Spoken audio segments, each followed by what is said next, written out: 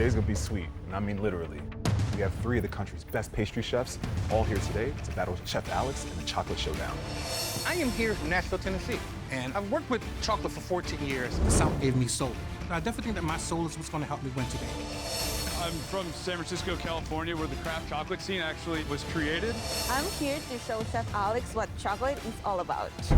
I don't do any one thing as much as any of these chefs, and that gives them an advantage. What is your advantage? I've done this a lot. So in this kitchen, we've done nothing but savory battles, so I'm not sure if Alex is expecting a sweet battle today. She's coming in as an underdog. You guys ready to meet the legend? Yeah, We are. Chef Alex Guarnaschelli. Some people want to climb Mount Kilimanjaro. Some people want to surf a perfect wave. I want to come here and make a perfect everything. And this arena is built for that. So Alex, you never know what you're walking to, even in your own arena. Thanks. So tonight, this is a chocolate battle. Oh, God, no. People that work with sugar or chocolate, you could spend your whole life just on that subject. And I have not. Bring the list. This is Chef DWAYNE from Nashville, Tennessee. Chef DWAYNE served as the head pastry chef of prestigious restaurants and won numerous baking competitions. He looks very serious. I'm ready to battle. Likewise. Alex, please meet Chef KARINA from Florida. Chef KARINA began taking pastry classes as a child in Mexico, which is the birthplace of chocolate. You can pretty much see KARINA's chocolate creations on every magazine out right now. You came from where chocolate was born? I'm dead in the water tonight. And up next, we have Chef HARPER from San Francisco, California. He's a 23-year-old executive pastry chef of a Michelin star restaurant. Wow. So tonight, the 3 of you will be competing against Alex in a chocolate showdown. I wish I could leave right now. First, we have to get through the survival round. So here's how it works. You all, including Alex, have to prepare a chocolate dish that satisfies the challenge. And then a pair of chocolate experts will come here to blind taste your dishes. The chefs who cook the top 3 dishes will survive. And that 4th chef will not. So here's the thing, chefs. It's not me who's picking the challenge. Alex isn't picking the challenge. We're actually gonna leave it up to you 3. Huh. You guys wanna do it? Let's Yes. go. All right, let's get to it. All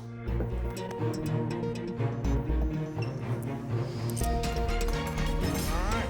What do we got? What do we got? You guys ready to see what's under the first cloche? Yes, sir. All right. Chocolate. In front of you, you have dark chocolate, milk chocolate, and white chocolate. You need to choose exclusively the chocolate you could be using for this round. Dark chocolate can be paired with a lot more savory aspect. She's savory, so I do respect Hopper's idea of trying to keep her away from the best element for the workers, right? we're all pastry. I mean, you know, milk and white chocolate, a lot sweeter. You can do so many things with milk chocolate. White chocolate tastes like butter to me, and dark chocolate tastes like chocolate. Milk chocolate tastes like sugar water to me. Okay.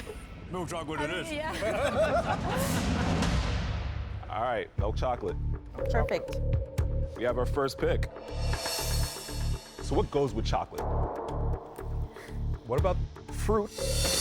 You guys must use dried fruit, frozen fruit, or freeze-dried fruit.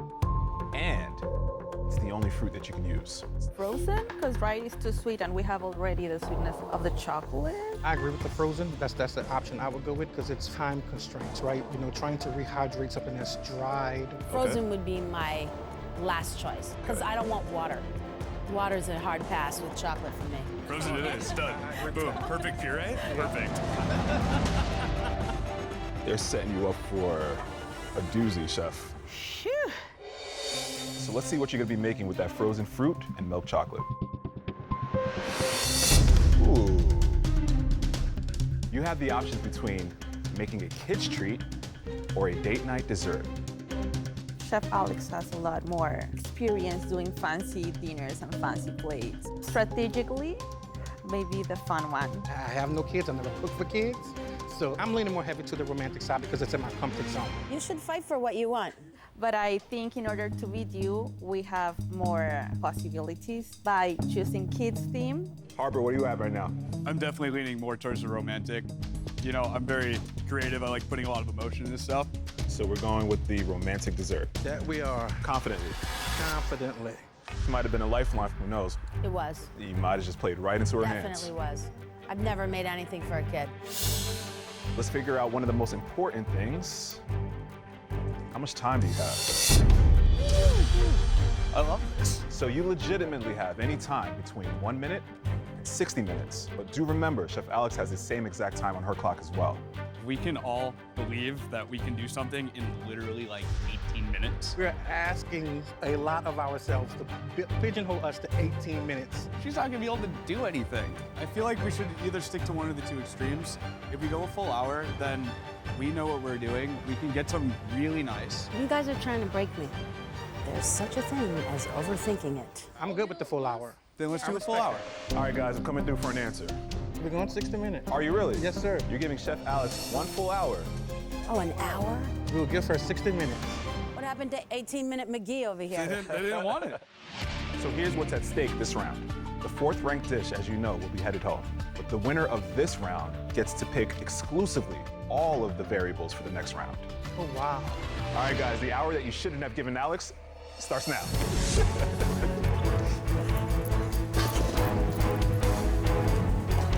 This is a chocolate battle for the ages. Look, all I know is that Chef Alex Guarnaschelli is a beast to be reckoned with, right? She's feared and she is revered for a reason. But in order to beat the best, you have to bring the best. I don't want to trip her up. I want to run her over, smack head on. That's what I came here to do.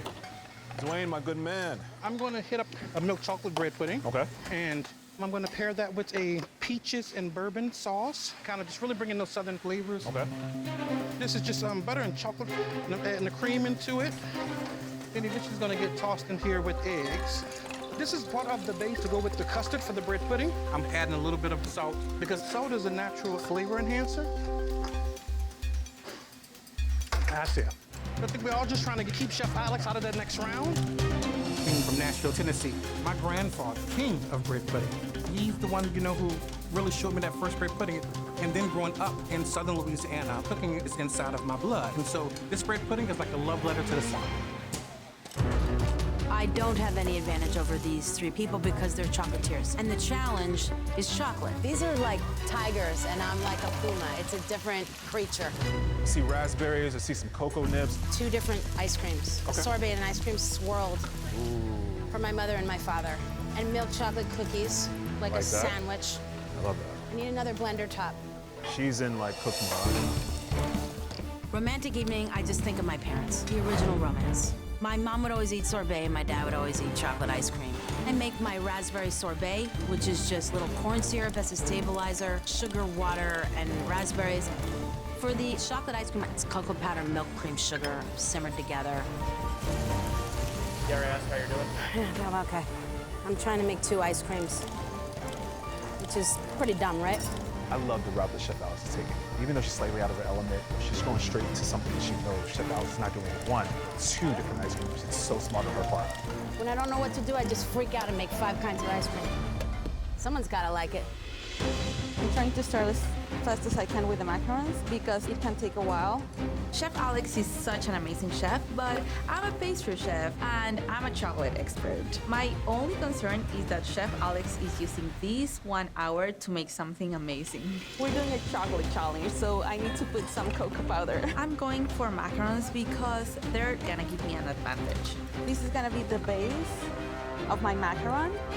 For my macaron, I am mixing my dry ingredients and my meringue, and this is gonna give you that beautiful look. The meringue is ready. This is the base of my chocolate macaron. Macarons remind me of Paris, the most romantic city in the world. These are a really nice and beautiful dessert.